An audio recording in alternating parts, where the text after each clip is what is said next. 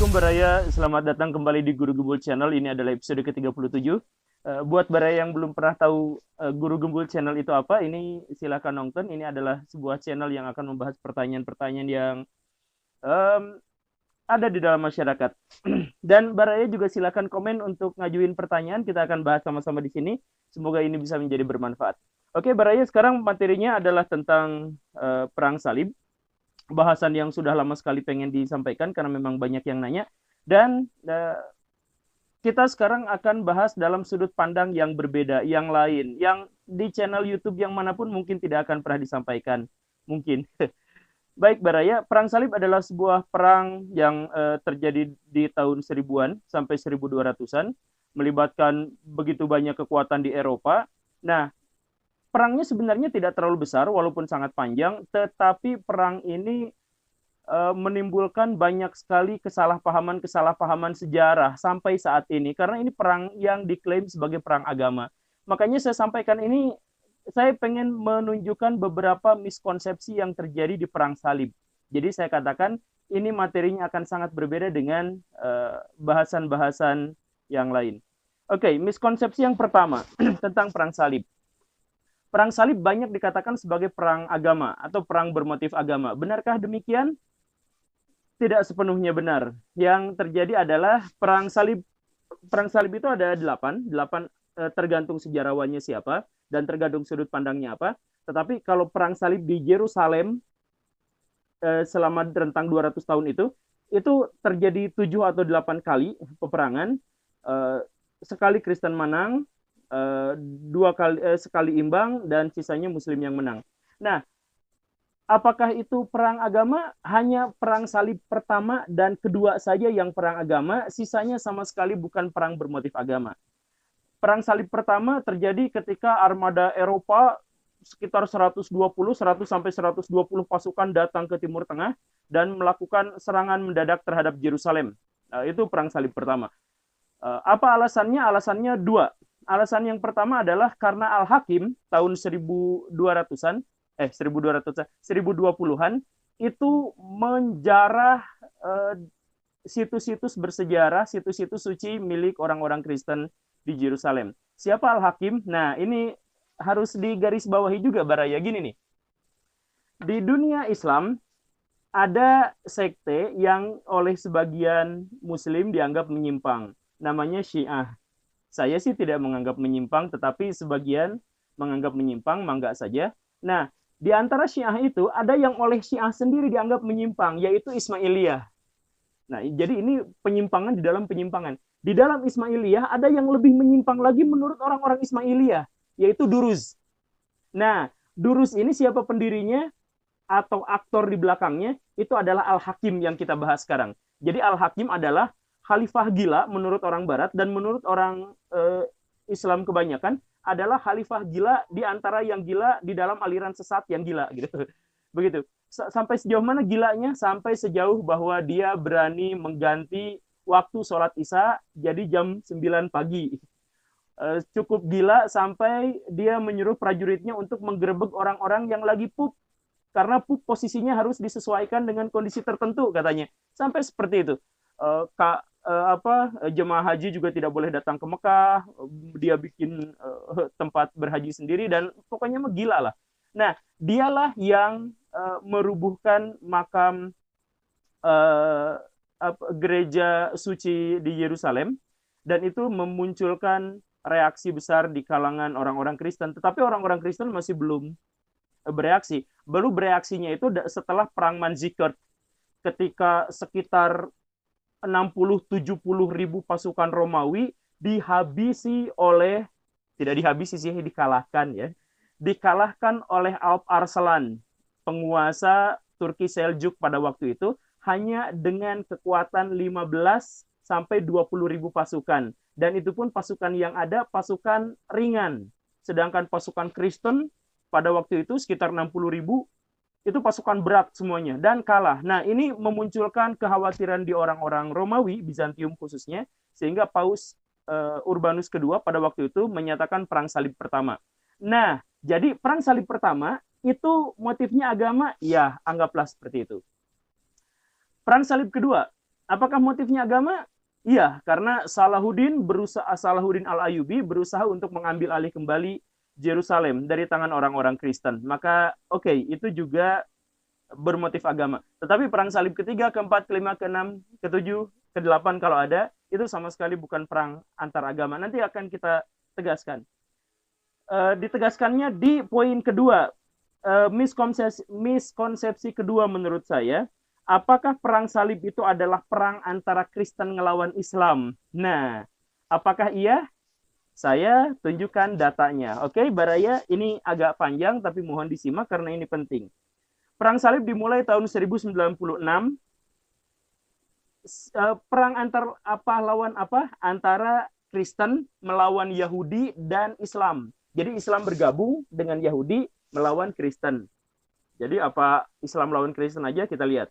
Itu perang salib pertama. Kemudian tahun 1097 juga sama, Islam dan Yahudi bersatu melawan Kristen. Kemudian dari 1101 sampai 1191, 1101 sampai 1107, ya, itu Kristen ngelawan Islam saja. Kemudian ketika muncul Richard the Lionheart 1191, Richard melawan Bizantium dulu. Jadi Kristen Barat ngelawan Kristen Timur, baru Kristennya ngelawan Islam. Tetapi dalam rangkaian perang salib itu, Kristen lawan Kristen dulu. Kemudian tahun 1198, Kristen ngelawan Livonia. Kemudian tahun 1217, Kristen ngelawan Prusia, ngelawan Kristen Barat. Kemudian 1240, Kristen ngelawan Swedia, Kristen lawan Kristen juga. Kemudian 1200, Paus ngelawan Bizantium. Sri Paus yang sebenarnya sangat dekat dengan Bizantium, malah berantem sama Bizantiumnya sendiri. Kemudian 1215, Paus Kristen ngelawan gereja Bosnia. Kemudian 1219, Paus ngelawan Kristen ya, melawan Al-Kamil, Islam, perang salib jelas. Kemudian 1234, pasukan salib bersekutu dengan Mongol ngelawan Islam. Kemudian 1244, Kristen ngelawan Kekaisaran Franka yang Kristen, tapi Kekaisaran Frankanya bersatu dengan Islam. Jadi Islam bersatu dengan Kristen, ngelawan Islam. Itu begitu. Kemudian berikutnya, tentara salib ngelawan tentara Mongol. Itu tahun 1260. Yang lebih lucu lagi tahun 1256.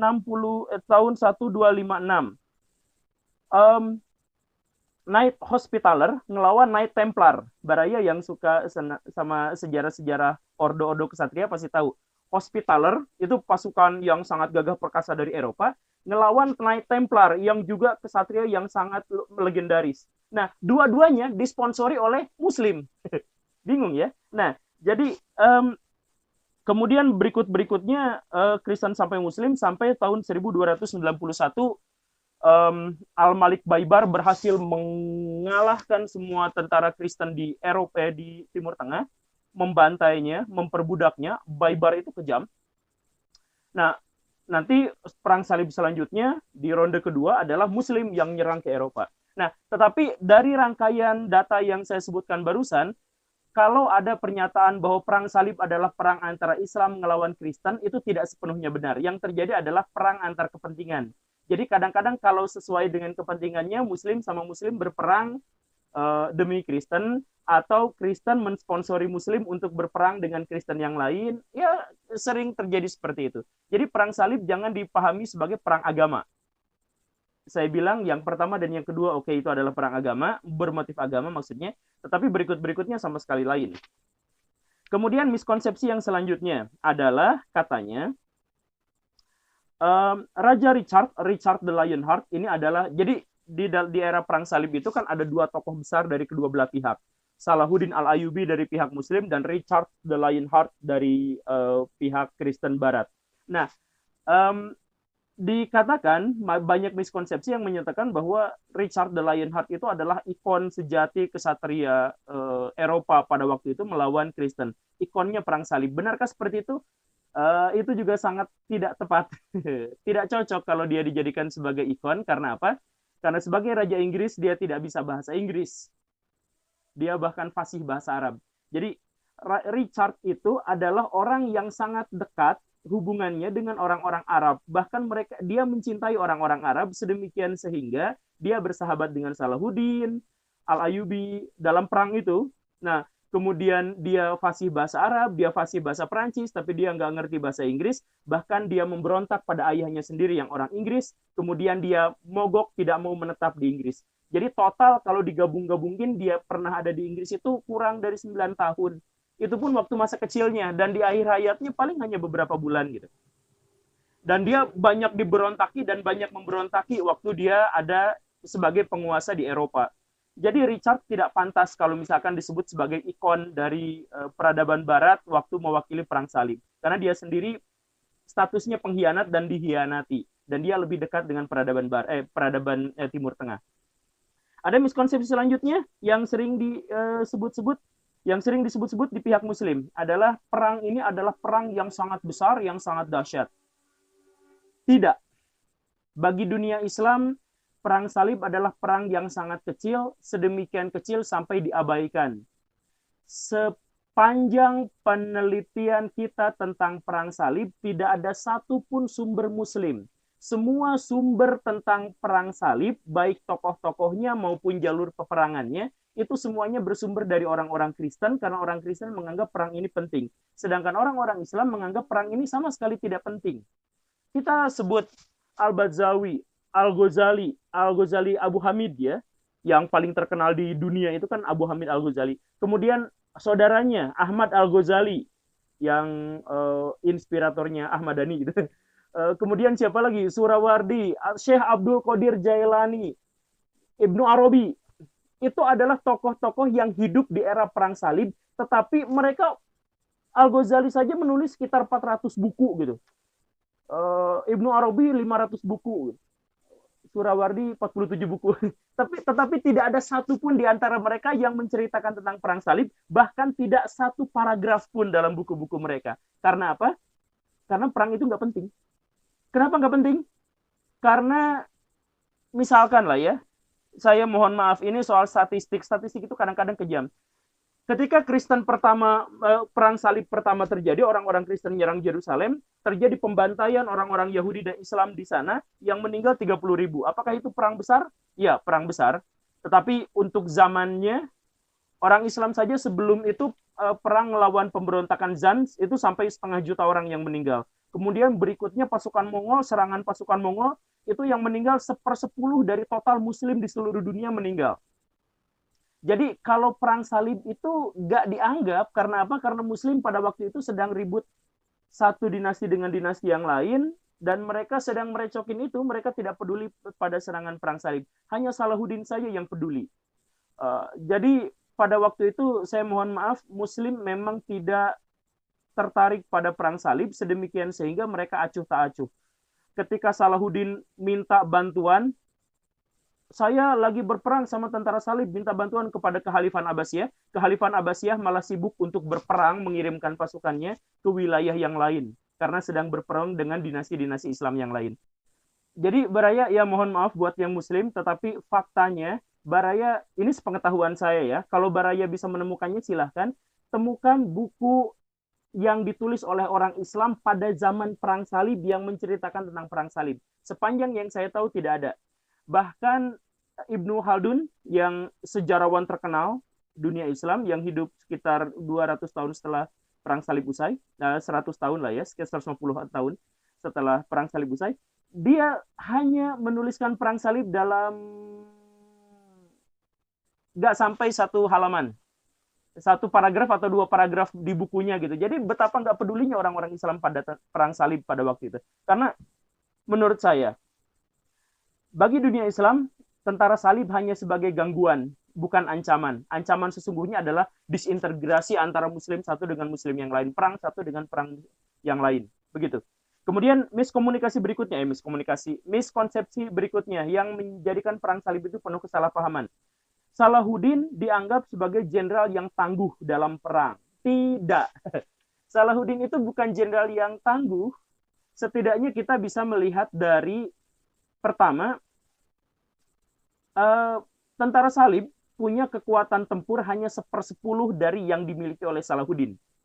Dan kalau Muslim pada waktu itu bersatu, pasukan regulernya belum masuk yang milisi, itu ada sekitar 4 juta orang.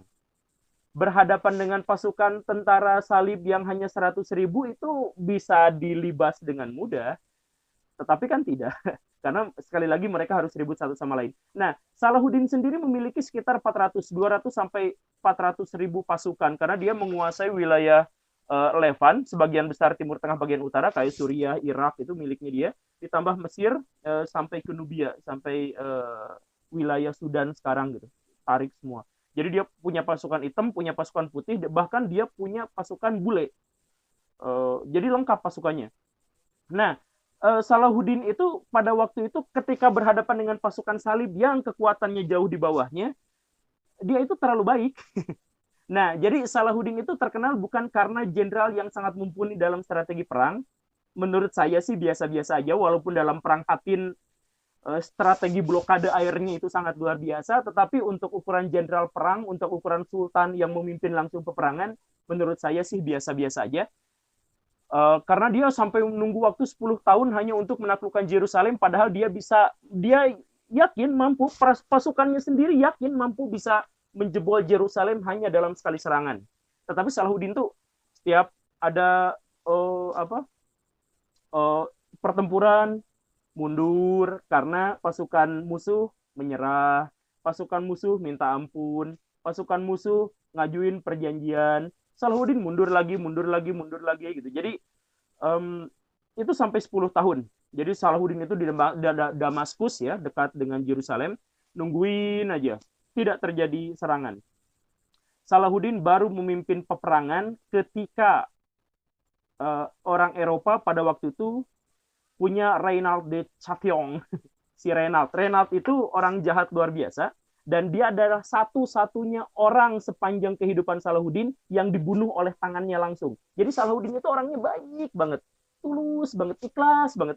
Ini kata tulisan-tulisan barat ya, bukan karena tulisan Islam, karena tulisan Islam hampir tidak menceritakan tentang Salahuddin. Jadi orangnya itu kelewat baik sampai dia hanya membunuh satu orang seumur hidupnya, padahal dia raja, padahal dia jenderal. Kenapa dia ngebunuh? Karena si Reynald itu, satu, dia membantai kabilah-kabilah Muslim berulang kali, udah diampuni berulang kali, tapi dia melakukannya lagi dan lagi. Kemudian dia nekat mau membunuh jamaah haji dan sudah melakukannya. Kemudian dia mengancam akan menyerang Mekah. Kemudian dia membunuh adiknya Salahuddin dalam sebuah penggerebegan. Kemudian dia menantang Nabi Muhammad. Nabi Muhammad turun, ayo kita berperang. Bela nih orang-orang Islam di sini sekarang. Jadi udah melakukan penistaan, udah membunuh apa segala rupa. Makanya ketika akhirnya terjadi pertempuran, Reynald tidak diampuni oleh Salahuddin. Salahuddin hanya membunuh satu orang, dan orang itu adalah si Reynald itu yang kurang ajar itu. Nah, itu adalah berbagai miskonsepsi. Yang terakhir yang saya sebutkan, Salahuddin, maaf ya buat yang pecinta Salahuddin. Sekali lagi, saya bukannya tidak menghormati beliau, tapi saya menghormati beliau sebagai seorang yang suci, yang saleh, yang bersih, yang tulus dalam peperangan. Nanti kita sambung dalam episode ke-40, karena ini sangat panjang materinya. Tetapi Salahuddin bukan tokoh yang hebat dalam peperangan. Kalau dibandingkan dengan Baibars misalkan. Baibars itu adalah sultan muslim. Dialah yang menghabisi pasukan Mongol, pasukan Asasin, pasukan salib sekaligus. Dia pernah mengepung 160.000 pasukan salib ditambah Mongol dalam satu benteng, padahal dia sendiri hanya bawa pasukan 8.000 orang dan dia menang. Itu baru jenius, jenderal yang jenius. Nah, tapi dia jahat. Bukan jahat, kejam gitu. Dia kalau ini musuh dipotong-potong, simpen di ketapel, dilempar-lemparin ke dalam benteng. Jadi strateginya memang kejam. Tapi dia jenius militernya. Nah, sedangkan Salahuddin dia baik. Baik dan sakit-sakitan. Baraya, waktunya udah sangat panjang. saya mohon maaf, kita lanjut lagi nanti di episode ke-40 tentang perang salib ini. Tapi saya mohon Baraya simak dan share ya, karena ini penting karena banyak konsepsi-konsepsi yang salah tentang perang salib dan akhirnya menjadi inspirator untuk saling menghujat antara Islam dan Kristen. Itu saja. Terima kasih sudah menyaksikan episode yang panjang ini. Saya Guru Gembul. Assalamualaikum warahmatullahi wabarakatuh.